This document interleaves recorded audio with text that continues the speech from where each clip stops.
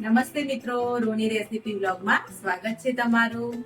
તો આજે આપણી રેસીપીમાં આજે એક આપણે પંજાબી શાક લઈને આવે છે। તો ઇન્સ્ટન્ટ પનીરનું શાક આપણે ખાવું હોય તો એમ થાય કે ગ્રેવી થતા વાર લાગે ને એવું બધું।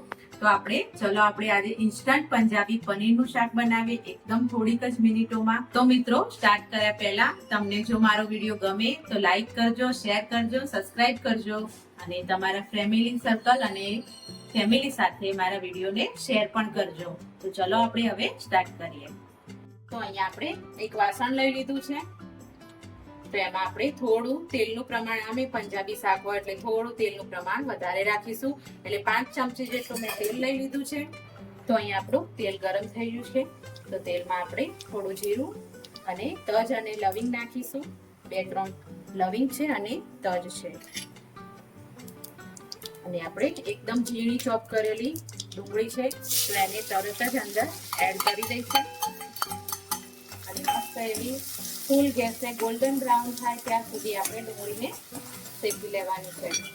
તો અહીંયા આપણે લસણ અને આદુની પેસ્ટ બનાવી છે તો એને પણ આપણે એડ કરી લઈશું અને આપણી ડુંગળી પણ ઓલમોસ્ટ ચડી જવા આવી છે। તો આપણે એડ કરી દઈશું લસણ અને આદુ, એટલે પણ એકદમ મસ્ત એવા ચડી જાય।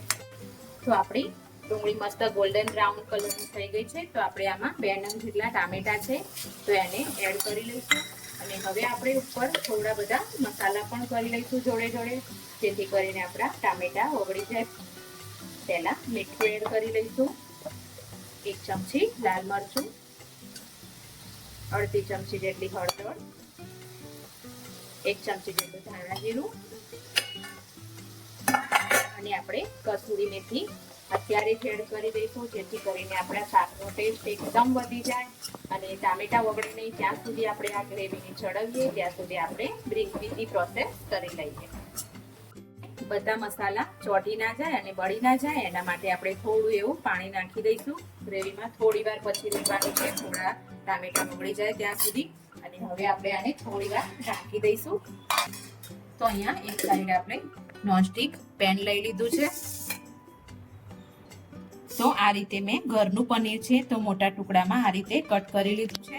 તો એમાં આ રીતે થોડું મરચું ને થોડી હળદર અને ધાણા જીરુંથી આપણે એ બધા પનીરને આપણે સરસ એવું કોટ કરી લઈશું, જેથી કરીને આપણા પનીરના શાકમાં મસ્ત એવો ટેસ્ટ આવે, બહાર જેવો ઢાબા સ્ટાઇલ જેવો ટેસ્ટ આવે છે।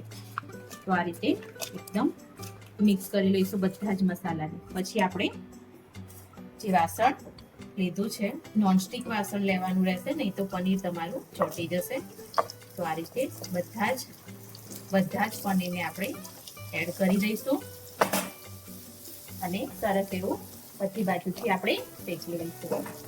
તો અહીંયા આપણે પનીરના શાકમાં એક મસ્ત એવો ટેસ્ટ બહાર જેવો લાવવા માટે મેં 4 થી 5 નંગ કાજુ અને મગજતરીના બીજ લીધા છે અને આપણે એ જ વાટકીથી થોડું એવું દૂધ લઈ લઈશું અંદર, એટલે એકદમ મસ્ત ક્રીમી ટેસ્ટ આવશે। તો મેં અહીંયા 1.5 વાટકી જેટલું લીધું છે। તો આને આપણે ક્રશ કરી લઈશું। તો આપણે અહીંયા ગ્રેવીને જોઈએ તો એકદમ સરસ એવી ગ્રેવી થઈ ગઈ છે આપણી, ચડી પણ ગઈ છે અને તેલ પણ ઉપર આવી ગયું છે।